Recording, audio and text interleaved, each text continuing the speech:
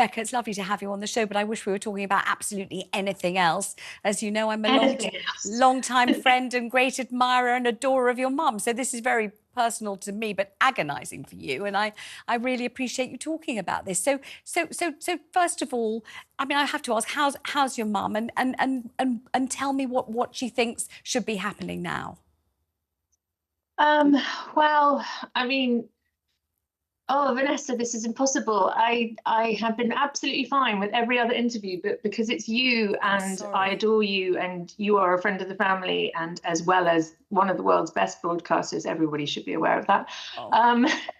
I'm finding it quite hard to verbalize it, but it is the question that you can't answer. How is she? As you know, as anybody who's experienced cancer, whether firsthand or by proxy, you're as good as your last scan. And for the moment, the miracle drug that she's on is working. So we are in a sort of holding pattern, but it's an okay holding pattern. And talk us through this assisted dying development that she would like to see. What have we discovered now that makes it even more important and desirable than it was before? Well, the report, which was clearly very thorough and sympathetic, if not empathetic, to everybody's cause and spoke to a really wide-ranging group of society, from people that have experienced it, whose loved ones who have done it, doctors, people that have, live in the countries where it works.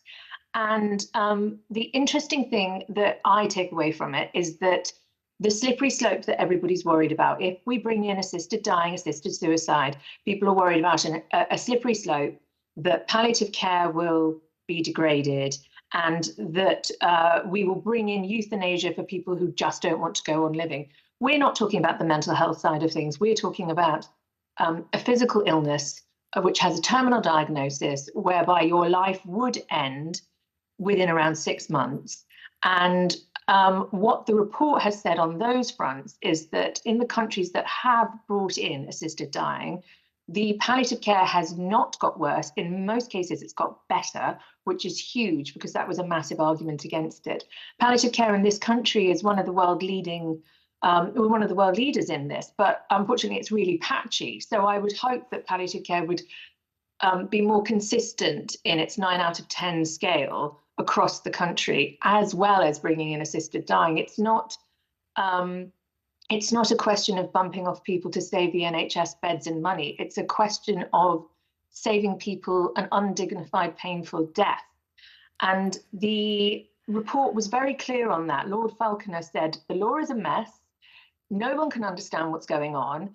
And it's a hellish experience for those who are related to people who have a terminal diagnosis, who choose to commit suicide or have an assisted death, whether it be at their own hands or in a clinic like Dignitas.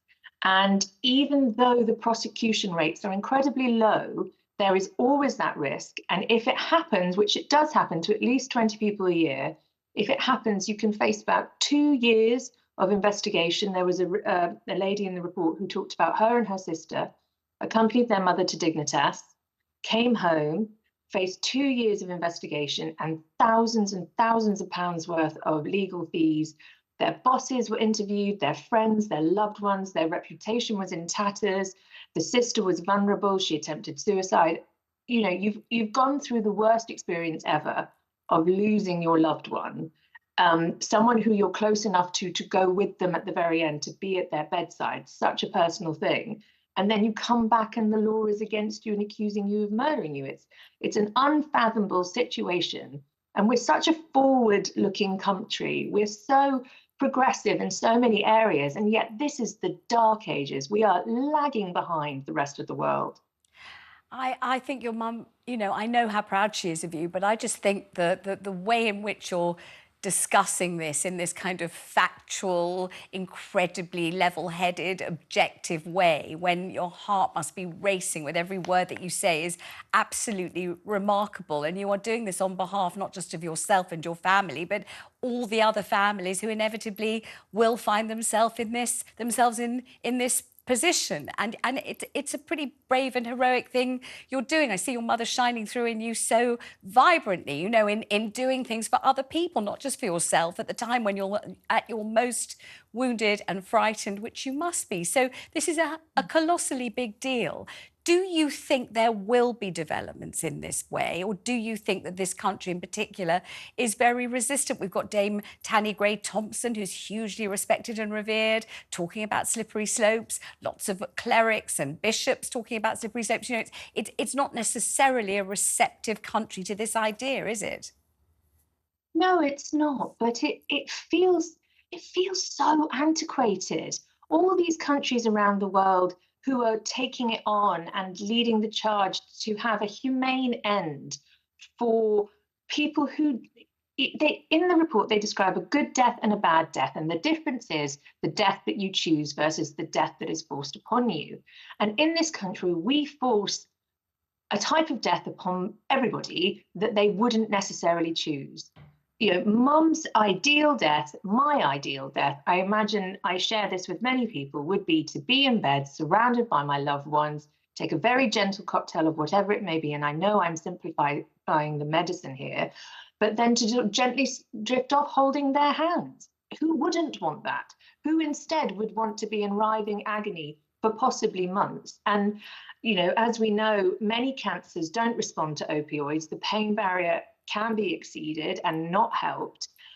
How is it humane and progressive to think that we are protecting people by not allowing them a painless, dignified death?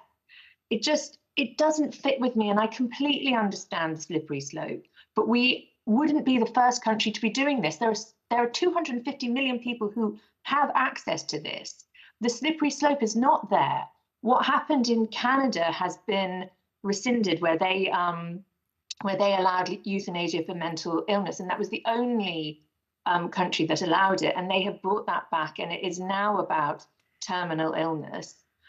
So we have Oregon, we have, you know, Jersey's about to go off, Isle of Man. We're standing in the wings going, well, I don't know what to do, it's a bit tricky, I'll pass it to the next person. And I want every mandate from every political party going forward to have this front and center, because of all the things that will affect us, everybody will die. I'm sorry to say this, but we're all going to die, and we all should have an opinion and be able to choose how it happens. Rebecca, thank you very much, and give Mummy all my love and a big kiss from me, please. Thank you very much indeed.